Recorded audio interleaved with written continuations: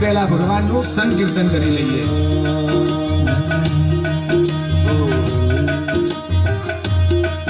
गोविंद मेरो है गोपाल मेरो है राधे। गोविंद मेरो है गोपाल मेरो है। गोविंद मेरो है गोपाल मेरो है। गोविंद मेरो है गोपाल मेरो है। ओ बाके बिहारी नंदलाल मेरो है। श्री बाके बिहारी नंदलाल मेरो है। श्री बाके बिहारी ब्रिजलाल मेरो है। श्री बाके बिहारी नंदलाल मेरो। आओ बता बे हाथ ऊंचा करीने तालीनी सेवा करो અને બધા સાથે ગાવાનું। गोविंद मेरो है गोपाल मेरो है। गोविंद मेरो है गोपाल मेरो है। किशोरी कुछ ऐसा इंतजाम हो जाए। किशोरी कुछ ऐसा इंतजाम हो जाए। जुआ पे राधा राधा राधा नाम हो जाए। जुआ पे राधा राधा राधा राधा हो जाए। किशोरी कुछ ऐसा इंतजाम हो जाए। किशोरी कुछ ऐसा इंतजाम हो जाए। जुआ पे राधा राधा राधा नाम हो जाए। जुआ पे राधा राधा राधा राधा हो जाए। किशोरी कुछ ऐसा इंतजाम हो जाए। किशोरी कुछ ऐसा इंतजाम हो जाए। અહીંયા આગળ સુખદેવજી મહારાજ ભગવાન રામચંદ્રના ચંદ્રવંશના જે રાજાઓ છે, ભગવાન રામચંદ્રનો વંશ છે, તેની કથાનો આરંભ કરે છે।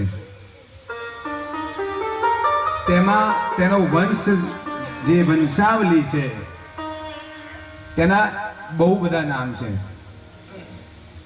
માંધાતા, તેમના પુત્ર અંબરીશ અને પુરુકુત્સના ત્રસદસ્યુ, હર્યેશ્વાન, અરુણ, ત્રિબંધન, સત્યવ્રત, સત્યવ્રતના ત્રિશંકુ અને ત્રિશંકુના હરિશ્ચંદ્ર। રાજા હરિશ્ચંદ્ર એ ભગવાન શ્રી રામચંદ્રના વંશજમાં છે। અને આજે પણ આપણે કોઈ વ્યક્તિ બહુ સીધો હોય ને તો એને એમ કહીએ કે રાજા હરિશ્ચંદ્ર કેમ થાય છે? તો રાજા હરિશ્ચંદ્રની જે કથા છે તે ખૂબ જ સુંદર છે। રાજા હરિશ્ચંદ્ર તે ભગવાનના ખૂબ જ પરમ અને પ્રિય ભક્ત હતા। તે રાજા હરિશ્ચંદ્ર તેમને પહેલા કોઈ સંતાન ન હતું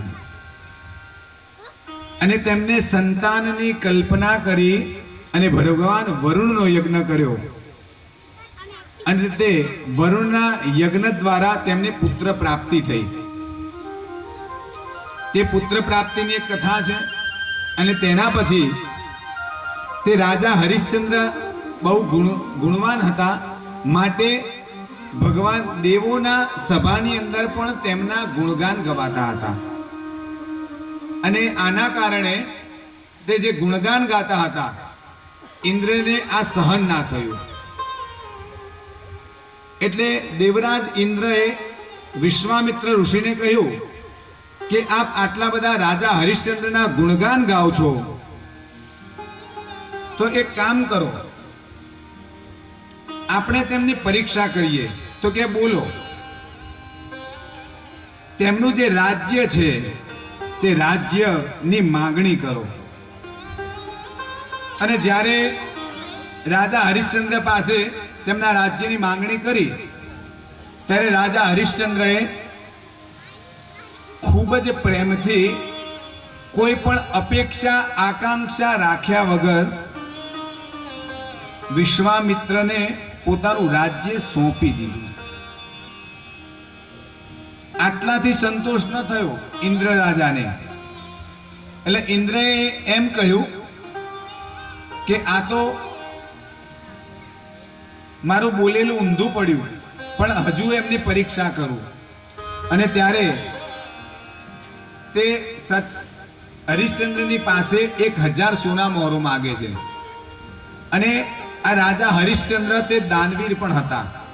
એટલે ત્યારે રાજા હરિશ્ચંદ્રએ કહ્યું કે હાલ તો મારી પાસે કાંઈ છે નહીં, પણ એક કામ કરો, મને 1 મહિનાની મુદત આપો, હું આપને 1000 સોના મોહરો આપીશ. અને ત્યારબાદ રાજા હરિશ્ચંદ્ર ધર્મપરાયણ અને સત્ય વક્તા હતા. એમની જે વાતો છે, તેમનું જીવન ચરિત્ર છે, જો એની કલ્પના પણ કરીએ ને તો પણ આપણા શરીરના રૂવાટા ઊભા થઈ જાય. આ જેટલી કથાઓ છે એમાં રાજા ભરતજી એટલે કે જડ ભરત અને બીજા નંબરમાં હરિશ્ચંદ્ર, આ રાજા હરિશ્ચંદ્રની કથા પણ ખૂબ જ કરુણામયી છે. રાજા હરિશ્ચંદ્રએ પોતાના ધર્મપરાયણ માટે, સત્યતાના માટે થઈ એ પોતે વેચાઈ ગયા છે. તેમના પુત્રને અને પોતાની પત્નીને એક બ્રાહ્મણના ઘરે વેચ્યા. દાસત્વની અંદર તે બ્રાહ્મણના ત્યાં નોકરી કરવાની એમને બ્રાહ્મણને વેચી દીધા. અને પોતે એક ચાંડાલના ત્યાં કે જે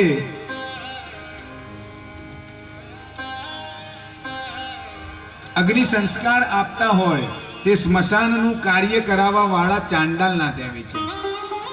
તે પોતે વેચાઈ ગયા અને પોતાનું વ્રત સત્યવ્રતનું પાલન કરવા માટે તેમને 1000 મોહરો આપી દીધી.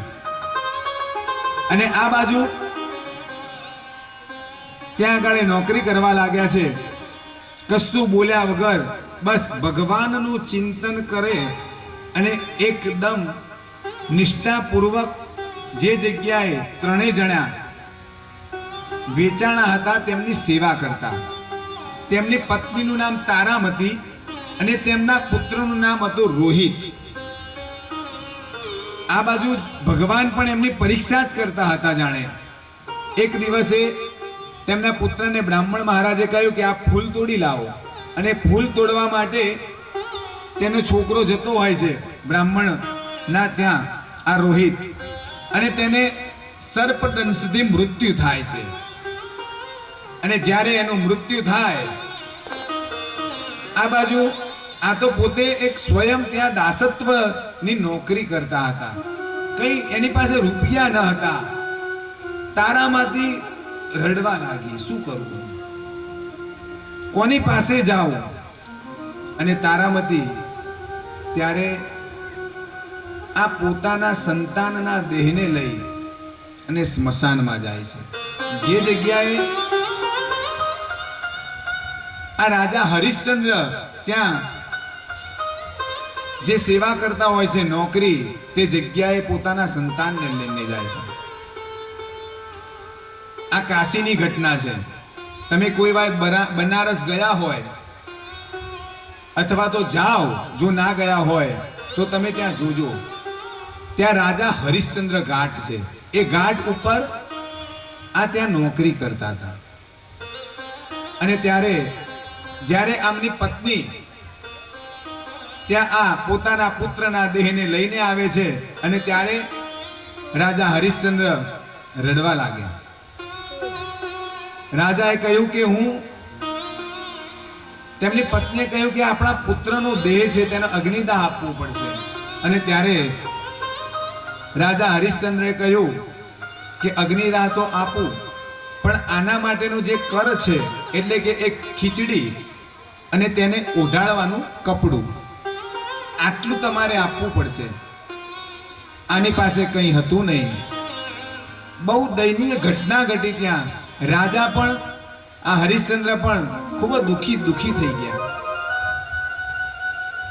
બંને રડવા લાગ્યા છે, પણ બંને જણા પોતાના ધર્મના આચરણ માટે એકબીજાને કોઈ પણ આ કરવા માટે કે ના એમાં સુઈ થઈ ગયું એવું કોઈ પણ દબાણ નથી આપતા. અને આમ થવાથી તે તારામતી પોતાના વસ્ત્રમાંથી છેડો ફાડી અને તેને ઓઢાડવાનું કપડું બનાવી અને રાજા હરિશ્ચંદ્રને આપે છે. અને જેવું રાજા હરિશ્ચંદ્રને તે વસ્ત્ર આપ્યું અને ત્યારે રાજા હરિશ્ચંદ્ર તેના પુત્રને અગ્નિદાહ આપવા માટે તૈયાર થયા. અને જેવો તેને ચિતા ઉપર પોતાના પુત્રને ઊંઘાડ્યો છે એટલે એટલામાં ત્યાં ભગવાન નારાયણ બ્રહ્માની સાથે ત્યાં આગળ બિરાજમાન થયા. પ્રાગટ્ય થયું ભગવાન નારાયણનું. અને ભગવાન નારાયણે કહ્યું કે હે રાજા હરિશ્ચંદ્ર, હું આપણા આ ધર્મના આચરણથી ખૂબ જ પ્રસન્ન બન્યો છું. રાજા આને કહેવાય, સત્યનું આચરણ કરવા વાળા આને કહેવાય. અને ત્યારે તે રાજાને કહે છે કે આપને આપના પુત્રને અને આપની પત્નીને સ્વર્ગની અંદર વાસ થાય. અને ઇન્દ્ર દ્વારા તેના પુત્ર ઉપર અમૃત છાંટી અને જીવિત કરે છે. અને ત્યારબાદ જેવા રાજાને કહ્યું કે ચલો હવે આપણે તમે સ્વર્ગ